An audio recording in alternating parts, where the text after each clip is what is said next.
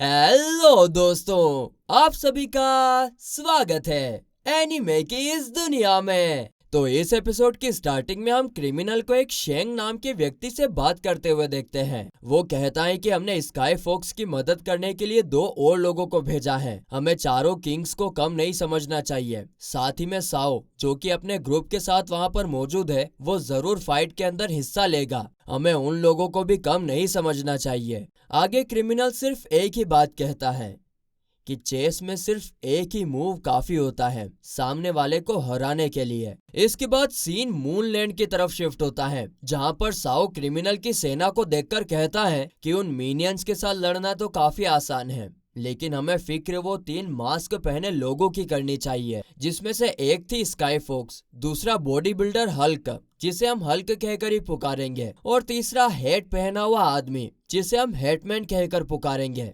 आगे Hetman sky fox से पूछता है कि क्या तुम्हें वो चारों की मिल गए हैं, जिस पर स्काई फॉक्स कहती है कि हाँ।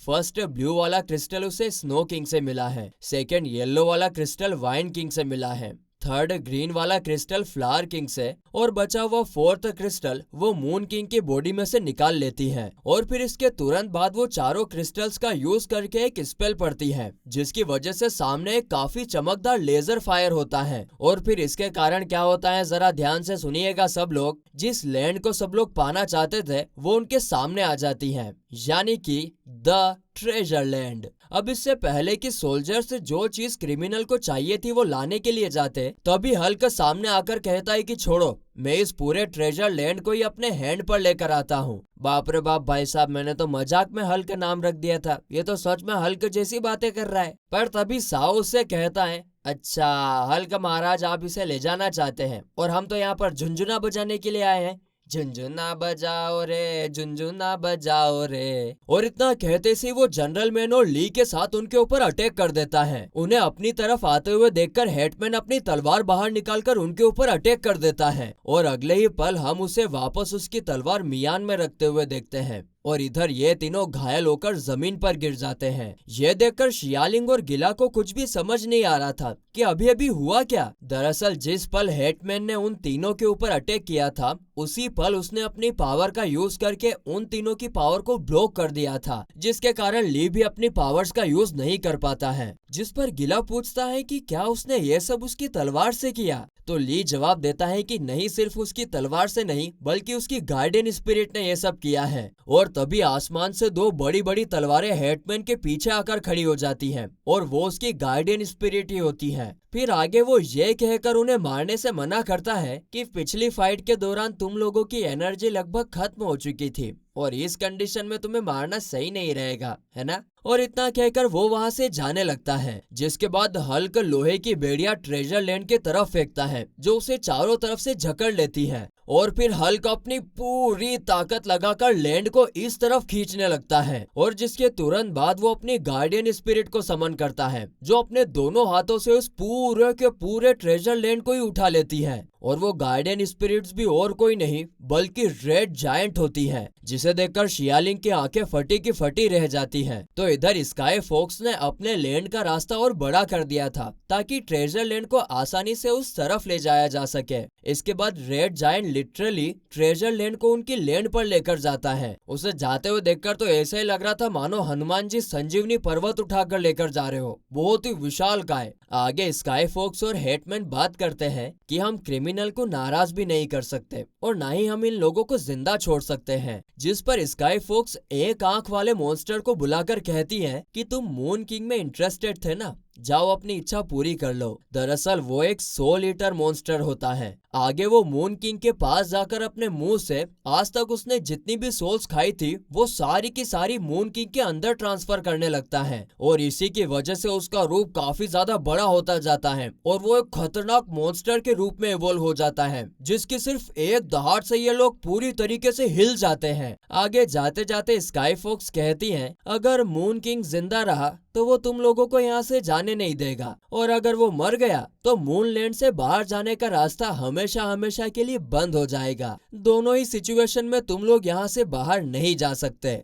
और हाँ, कॉन्स्टेबल्स ने भी इसे इन्वेस्टिगेट किया तो उन्हें लगेगा कि साओ और उनके साथियों ने मून किंग के साथ फाइट की और उसी की वजह से उनकी जान चली गई। और इतना कहते स्काई फॉक्स मूनलैंड का पोर्टल बंद कर देती है। अब यह देखकर शियालिंग काफी ज्यादा घबरा जाती है क्योंकि अब बाहर जाने का कोई रास्ता ही नहीं था। तभी अचानक से मून किंग या मॉन्स्टर, चलो अब हम इसे मॉन्स्टर कहकर ही पुकारेंगे, वो उनके ऊपर अटैक कर देता है। लेकिन गिला अपनी गार्डियन स्पिरिट के साथ मर्ज होकर सभी को बचा लेता है, जिसके बाद गिला अपनी वाइन्स का यूज करता है और जैसे तैसे करके वो मॉन्स्टर को जकड़ लेता है। लेकिन ये वाला मॉन्स्टर भी कुछ कम नहीं होता है, वो अगले ही पल उसी वाइन्स को पकड़कर गिला को नीचे पटक देता है और लगातार वो उसे मुक्के मारने लगता है, डमाडम डमाडम डमाडम डुना डुम डुम, मानो कि वो पंचिंग बैग हो। जिसे देखकर शियालिंग उसके ऊपर अपने स्पेल बॉम्ब्स को एक्सप्लोड करती है, लेकिन इससे मॉन्स्टर को कोई फर्क नहीं पड़ता है और फिर वो शियालिंग की तरफ भागता हुआ आता है। जिसे देखकर ली शियालिंग को यहाँ से भागने के लिए कहता है, लेकिन शियालिंग उसकी एक नहीं सुनती और अपने मैजिक से मॉन्स्टर को जकड़ने की पूरी कोशिश करती है। लेकिन इसका कोई फायदा नहीं होता है क्योंकि मॉन्स्टर आजाद होकर उसके ऊपर लेजर से अटैक कर देता है।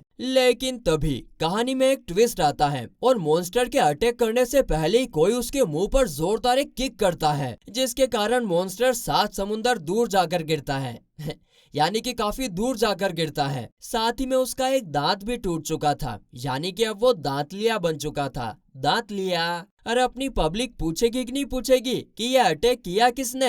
लोगों को लग रहा होगा कि साओ ने, लेकिन ये अटैक करने वाला और कोई नहीं बल्कि यान था। जिसे देखकर गिला कहता है कि फाइनली तुम आ ही गए, जिस पर यान कहता है कि चुप रहो तुमने मेरी सिस्टर की जिंदगी बर्बाद कर दी। मून किंग से बदला लेने दो, उसके बाद में ना तुमसे निपटूंगा। इतना कहते ही वो मून किंग यानी मॉन्स्टर की तरफ जाने लगता है और कहता है मून किंग बाहर आ जाओ, कब तक तुम उसे कंट्रोल करोगे? इतना कहते ही वो लगातार एक के बाद एक मॉन्स्टर पर अटैक करते जाता है, लेकिन इससे मॉन्स्टर को कुछ खास फर्क पड़ता नहीं है। लेकिन यान यहाँ पर रुकता नहीं है और अपनी गार्डियन स्पिरिट के साथ मिलकर एक पावरफुल अटैक करता है और इसके कारण फिर वो काफी दूर जाकर गिरता है। मगर तभी वो मॉन्स्टर उन सारी सोल्स का यूज करके यान की गार्डियन स्पिरिट को जकड़ लेता है जिसे उसने पास्ट में खाया था। लेकिन फिर सही टाइम पर आकर यान अपनी गार्डियन स्पिरिट्स को उससे छुड़ा लेता है और उसे देखकर वो दोनों समझ जाते हैं कि वो लोग जिससे लड़ रहे थे वो मून किंग नहीं बल्कि वो छोटा सा मॉन्स्टर है जो उसके माथे पर बैठा हुआ है और इससे लड़ना आसान नहीं होगा। जिस पर यान कहता है तो फिर इसे आसान बनाते हैं, मैं खतरा उठाने के लिए तैयार हूँ। तो उसकी गार्डियन स्पिरिट कहती है कि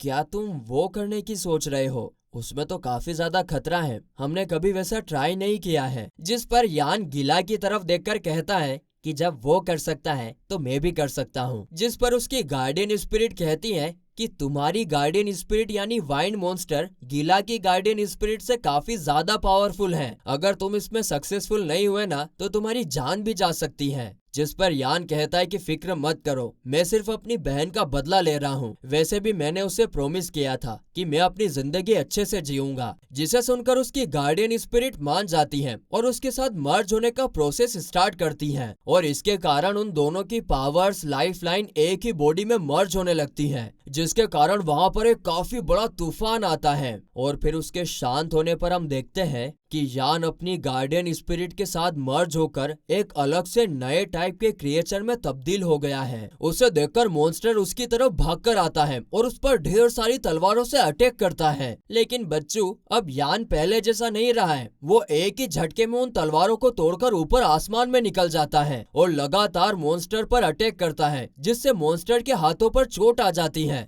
जिसके कारण मॉन्स्टर गुस्से के चलते यान को पत्थरों के बीच में कैद करता है और उस पर अपनी खतरनाक लेजर से अटैक करने ही वाला था। लेकिन यान अपने वेपन का यूज करके काफी आसानी से पत्थरों को तोड़कर बाहर निकलता है। अब ये देखकर मॉन्स्टर उसके ऊपर सोल्स से अटैक करने की कोशिश करता है, लेकिन यान अपनी पूरी पावर का यूज करते हुए उन सोल्स को काफी आसानी से छलनी छलनी कर देता है। तो इधर हम देखते हैं कि शियालिंग जैसे तैसे करके साओ को होश में लाती है और जब वो ऊपर देखता है तो वहाँ पर यान और मॉन्स्टर के बीच काफी खतरनाक फाइट चल रही थी। और उस दौरान यान कहता है कि तुमने मेरी बहन का एक हाथ काटा था ना, कूतरिया, अब मैं तुम्हारा एक हाथ काटूंगा। और इतना कहते ही वो एक खतरनाक स्लेश का यूज करके मॉन्स्टर का एक बड़ा सा हाथ काट देता है, जिसे देखकर गिला कहता है कि उस मॉन्स्टर का हाथ काट दिया गया, लेकिन मैं उस मूव को देख ही नहीं पाया। मतलब कि अब यान की स्पीड उसकी नजरों से भी काफी तेज हो चुकी थी। तो इधर हाथ कटने के बाद मॉन्स्टर मून किंग की पावर का यूज करके